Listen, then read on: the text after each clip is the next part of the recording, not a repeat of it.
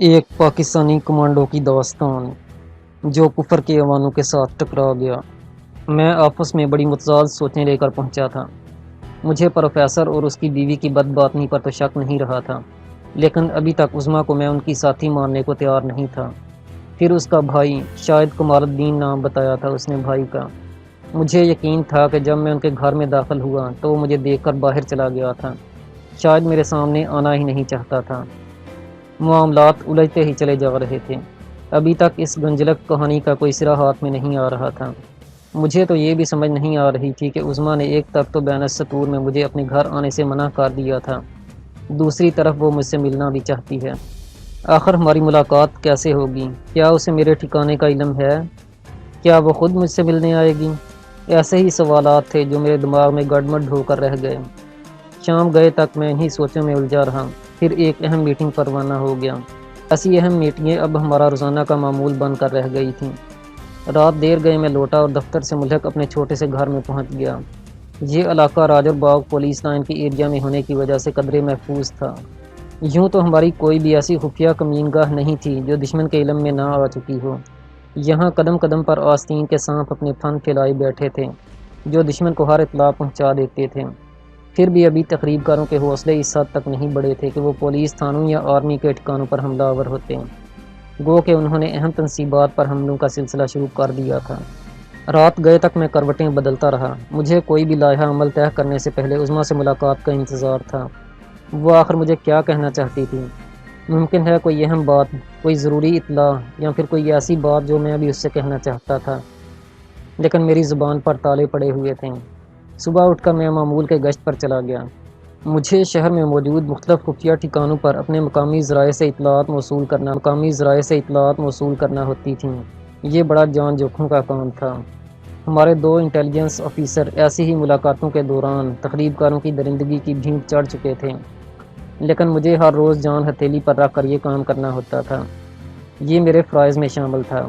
میں اگر چاہتا تو یہ کام اپنے ماتحتوں سے بھی لے سکتا تھا۔ قانونی طور پر بھی اس میں کوئی قباحت نہیں تھی، بلکہ مجھے تو یوں بھی بہت خصوصی حالات میں خود میدان میں اترنے کی اجازت تھی۔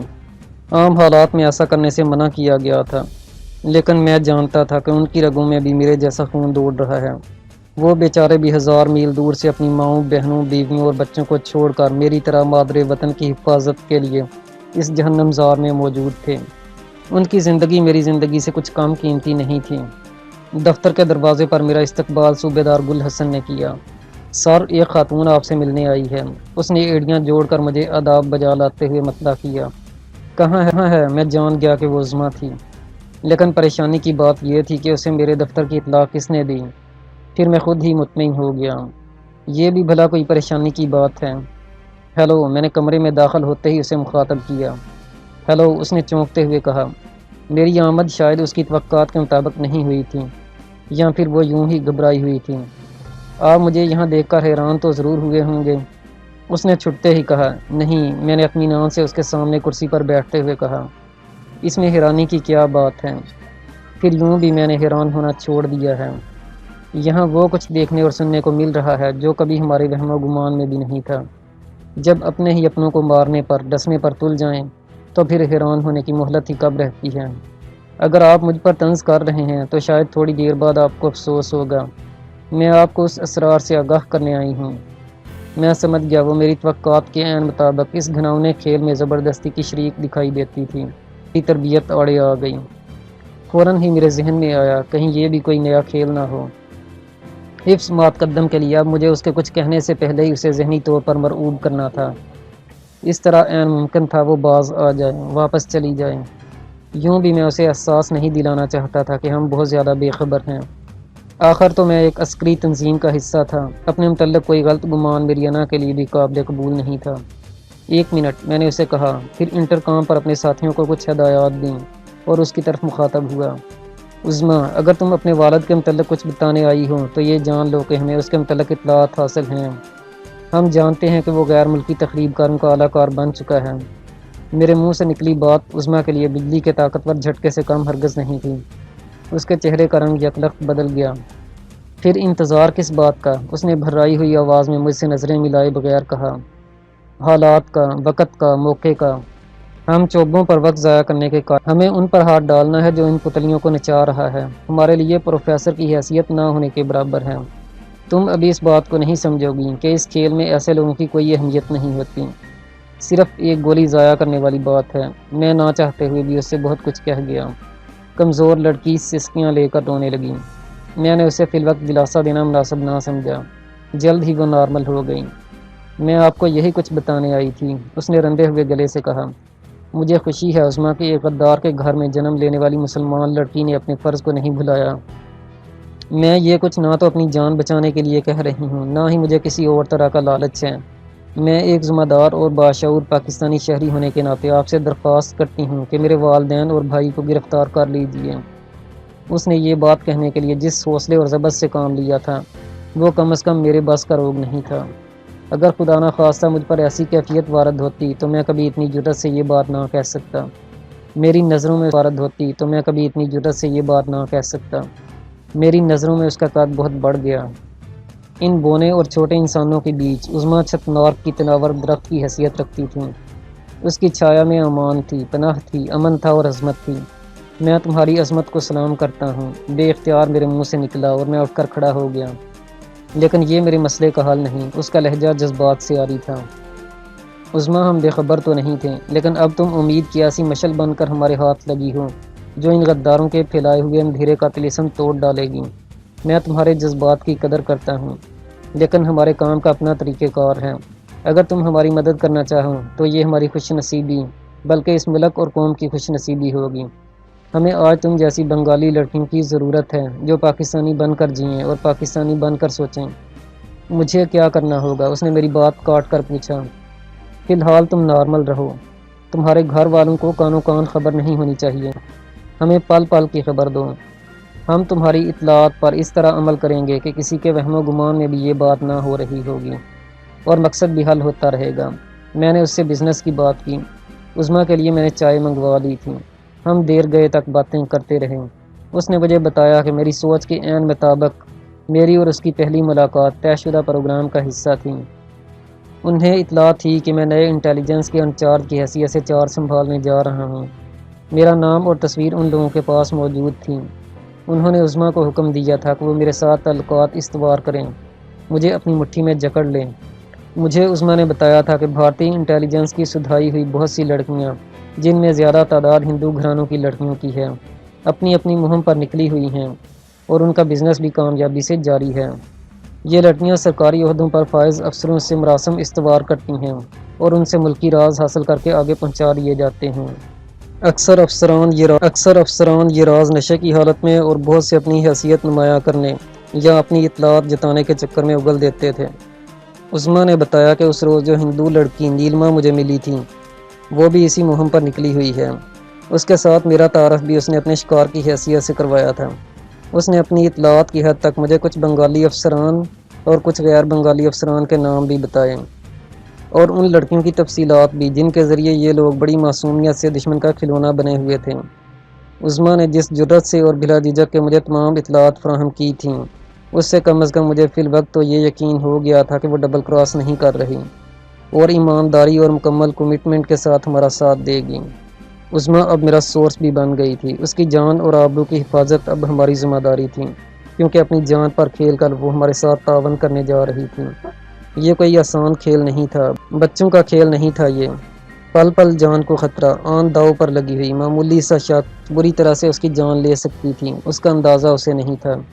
مکتی باہنی کے تربیت یافتہ درندے ایسی لڑکیوں کی بری طرح آبرو ریزی کرنے کے بعد انہیں موت کے گھاٹ اتار دیا کرتے تھے جو ان سے متعلق کوئی بھی اطلاع ہمیں پہنچاتی تھی۔ ڈھاکہ یونیورسٹی کی ان بدقسمت لڑکیوں کا ریکارڈ ہمارے پاس موجود تھا جنہوں نے جذبہ حب الوطنی کے تحت ہمیں یونیورسٹی میں رچائے گئے گھناؤنے کھیل سے باخبر کیا تھا اور اندر کی کہانی صرف مسلمان اور پاکستان کی بیٹیاں ہونے کے ناطے ہم تک پہنچائی تھی۔ ان بدقسمت لڑکیوں کا کیا انجام ہوا اس کا تصور ہی شریف انسان پر لرزہ طاری کر دینے کے لیے کافی ہے۔ میں نے اس لمحے اپنے آپ سے عہد کیا تھا کہ اپنے جیتے جی عظمیٰ کو کبھی اس بھیانک انجام سے دوچار نہیں ہونے دوں گا۔ اپنی تربیت اور تنظیم کے مطابق میں نے اسے سمجھا دیا تھا کہ اسے اس مرحلے پر کیا کرنا ہے، ہنگامی صورتحال میں رابطہ کیسا کرنا ہے، حالات خطرناک ہوں تو کیا لاہے عمل اختیار کرنا ہے، غرض ہر ممکن طریقے سے میں نے اسے تحفظ کے احساس کی چادر پہنا کر وہاں سے رخصت کر دیا تھا۔ میں نے اسے دم رخصت کہا تھا کہ اب وہ اللہ کے فضل سے ہماری حفاظت اور نگرانی میں ہے۔ اس نے جو راستہ اپنایا تھا اس کے لیے قربانی کے جس کڑے امتحان سے گزری ہے، ہم اس پر اس کے سپاس گزار ہیں۔ انشاءاللہ ہمارے ہوتے ہوئے کوئی بھی اس کا بال بیکا نہیں کر سکے گا۔ ہمارے درمیان یہ طے پایا تھا کہ میری اور اس کی ملاقات اس کے گھر پر بھی ہوتی رہے گی، باہر تو ہمیں ملنا ہی تھا۔ جب عظمیٰ میرے ہاں سے رخصت ہو رہی تھی تو اس کے چہرے سے جھلکتا اعتماد اور سرشاری کی کیفیت مجھے یہ سمجھانے کے لیے کافی تھی کہ اس نے کوئی جذباتی فیصلہ نہیں کیا۔ جو کچھ کیا سوچ سمجھ کر اپنے ضمیر کے عین مطابق کیا تھا۔ وہ ایسی ہی لڑکی تھی جو اپنے پورے اعتماد فیصلوں پر عمل کر گزرنے کی صلاحیت سے بہراور تھی۔ بہت مضبوط ارادوں کی مالک تھی وہ۔ عظمیٰ جب اپنے گھر کی طرف جا رہی تھی تو اسے علم نہیں تھا کہ میرے 2 آدمی اس کی نگرانی کر رہے ہیں۔ یہ نگرانی اتنے نامحسوس طریقے سے کی جا رہی تھی کہ اس کی بجائے اگر کوئی ایجنٹ بھی ہوتی تو اسے شک نہ گزرتا۔ یہ نگرانی دوہرے مقاصد کے تحت کی جا رہی تھی۔ ہمیں اس بات کا اندازہ لگانا تھا کہ یہاں آتے ہوئے اسے کسی نے دیکھا تو نہیں، اور دوسری بات یہ کہ یہاں سے نکلنے کے بعد تو کوئی اس کا پیچھا نہیں کر رہا۔ مجھے تھوڑی دیر بعد ہی رپورٹ مل گئی کہ لائن کلیئر ہے۔ چند روز پہلے ہی ڈھاکہ یونیورسٹی میں ایک محب وطن پروفیسر کو ایک گنڈے نے، جو خود طالب علم لیڈر کہلاتا تھا، خنجروں کے پے در پہ وار کر کے بڑے بہیمانہ طریقے سے موت کے گھاٹ اتارا تھا۔ عظمیٰ نے مجھے اطلاع دی تھی کہ مطلوبہ گنڈا اس کے بھائی کمال کا دوست ہے۔ کمال بھی اس کے ساتھ زیر زمین جا چکا تھا۔ اس گنڈے طالب علم نے اس سے پہلے قتل کی 5 وارداتوں کا ارتکاب کیا تھا، جن میں یہ گزشتہ 5-6 ماہ سے پولیس کو مطلوب تھا۔ ہماری اطلاعات کے مطابق وہ عموماً کلکتہ میں رہتا تھا اور یہاں اسے صرف وارداتیں کرنے کے لیے بھیجا جاتا تھا۔ نظر نام تھا اس کا۔ عظمیٰ کی پہلی اطلاع ہی زبردست اہمیت کی حامل تھی۔ اس کی رپورٹ کے مطابق انہوں نے اگلے روز شام ڈھلے فیل خانہ میں رہنے والے ایک ہندو عوامی لیگی کے گھر آنا تھا، جہاں رات قیام کے بعد ان لوگوں نے ڈھاکہ شہر میں پاکستان کے حامی ایک عالم دین کو قتل کرنے کا منصوبہ بنایا تھا۔ پہلا شکار ہی بھرپور تھا، پہلی ڈیل ہی شاندار تھی۔ میرے ہاتھوں میں اس کا نام سنتے ہی بجلیاں بھرنے لگی تھیں۔ ہم نے منصوبہ بندی کے ساتھ اس پر جال پھینکا تھا۔ ہماری خواہش تھی نظر کو ایسی موت سے دوچار کیا جائے کہ شہداء کی روحیں وجد میں بھی رقص کرنے لگیں۔ شام تک ہم نے اس قاتل کو زیر دام لانے کا منصوبہ ڈسکس کر لیا تھا۔ میرا ساتھی حوالدار مستان اس مہم میں شامل تھا۔ مستان کو کمانڈو میں لائن کہا جاتا تھا۔ فری فال میں اسے کمال حاصل تھا۔ آسمان سے وہ توے کی طرح زمین پر آتا تھا۔ اس کا چھاتا زمین سے بمشکل چند 100 فٹ کی بلندی پر کھلا کرتا تھا۔ خالی ہاتھ لڑنے میں اسے کمال حاصل تھا۔ گھیرے میں آنے کے بعد تو اس کی وحشت 2 چند ہو جاتی تھی۔ چھوٹا قد اور گہرا سانولا رنگ ہونے کی وجہ سے وہ یہاں مکمل فٹ بیٹھتا تھا۔ حوالدار مستان کو آج ایک مدت کے بعد اپنے اصلی جوہر دکھانے کا موقع ملا تھا۔ اس کا تو رواں رواں خوشی سے جھوم اٹھا تھا۔ مغرب کی نماز دفتر ہی میں ادا کرنے کے بعد ہم اپنی کمین گاہ سے نکلے۔ سفید کپڑوں میں میرے ساتھیوں نے فیل خانے کو آنے جانے والے راستوں پر نظر رکھی ہوئی تھی۔ ہم دونوں ایک دوسرے سے خوش گپیاں کرتے نیلما کے گھر کی طرف جا رہے تھے۔ اس نے ایک چھوٹا سا واقی ٹاکی کمال خوبصورتی سے اپنے ڈھیلے ڈھالے کپڑوں میں چھپا رکھا تھا۔ ہم دونوں نے مقامی طرز کے کھلے پائچوں والے پائجامے اور کرتے پہن رکھے تھے۔ دونوں کے ہاتھوں میں چھوٹے چھوٹے کینوس کے تھیلے تھے جن میں ہمارے شکار کے متعلق سامان تھا۔ مستان کے ہاتھ والے تھیلے میں واقی ٹاکی تھا۔ ہم نے ابھی اپنا پہلا ٹاسک مکمل کیا ہی تھا جب مستان کے واقی ٹاکی پر زندگی بیدار ہوئی، اور ایک ساتھی نے اس طرف سے آنے والے ایک سائیکل رکشہ میں نظر اور اس کے 2 ساتھیوں کے آنے کی خوشخبری دی۔ ہم دونوں نے آنکھوں ہی آنکھوں میں منصوبہ طے کیا اور اپنی راہ لگ گئے۔ دونوں ہی اس ذیلی سڑک پر آ گئے تھے جس کا خاتمہ اس ہندو لیڈر کے گھر پر ہو رہا تھا۔ تھوڑی دیر بعد ایک سائیکل رکشہ اس طرف آتا نظر آیا جس سے کچھ فاصلے پر ہمارے ساتھی کا سائیکل بھی موجود تھا۔ اس نے ہم پر نظر پڑتے ہی سائیکل تیزی سے بڑھایا اور ہمارے نزدیک سے گزرتے ہوئے مخصوص اشارہ کر دیا۔ ہم محتاط تھے۔ نظر کی شکل پر نظر پڑتے ہی میرے خون میں کونڈا سا لپکا۔ مستان کا بھی یہی حال تھا۔ نظر کے دونوں ساتھی اپنی کٹنگ سے فوجی افسر دکھائی دیتے تھے۔ ان لوگوں نے چونکہ ابھی ڈھاکہ کو اپنے باپ کی جاگیر سمجھ رکھا تھا، اس لیے زیادہ احتیاط کا تردد نہیں کرتے تھے۔ منہ اٹھائے چلے آتے کیونکہ انہیں یہی علم تھا کہ سارا مشرقی پاکستان ان کے ساتھ ہے اور کوئی ان کا بال بھی بیکا نہیں کر سکتا۔ تینوں نے رکشہ وہیں چھوڑا اور پیدل کوٹھی کی طرف چل دیے۔ ہم جانتے تھے کہ یہ سائیکل رکشہ والا بھی ان کا ساتھی ہے، لیکن فی الوقت اس کو کچھ نہیں کہہ سکتے تھے۔ یہاں سے استقبال کا سامان موجود تھا۔ جیسے ہی مطلوبہ جگہ پر پہنچا، ہمارے ساتھیوں نے اسے قابو کر لیا۔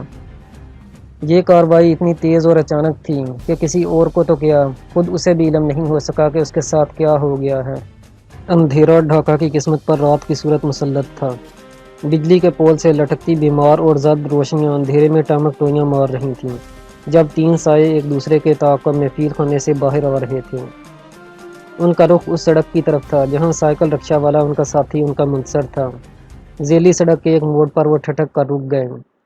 شاید یہی ان کی آر وی، یعنی وہ جگہ جہاں جاسوس یا تخریب کار آپس میں ملاپ کرتے ہیں، تھی۔ ان کی توقعات کے برعکس ان کا ساتھی یہاں موجود نہیں تھا۔